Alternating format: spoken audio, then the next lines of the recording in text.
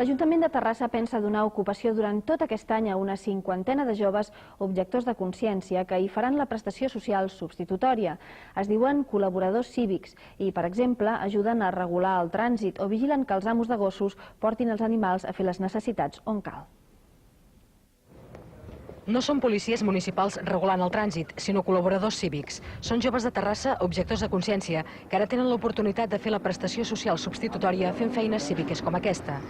14 joves repartits en torns de matí i tarda treballaran durant 13 mesos vigilant coses tan simples com que els escolars travessin els carrers per on ho han de fer i que els automobilistes respectin els passos zebra.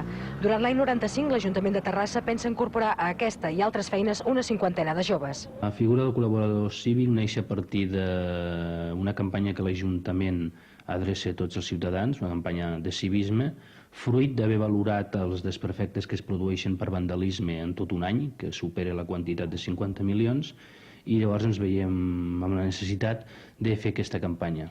Però els col·laboradors cívics es preocupen també d'advertir als conductors que tenen per costum aparcar malament que és millor respectar els senyals de trànsit, perquè si no pot venir la multa. Una altra de les normes que observen és la conveniència que els gossos vagin lligats pel carrer i que els propietaris els acostumin a fer les necessitats als llocs indicats perquè ningú tingui una mala trepitjada.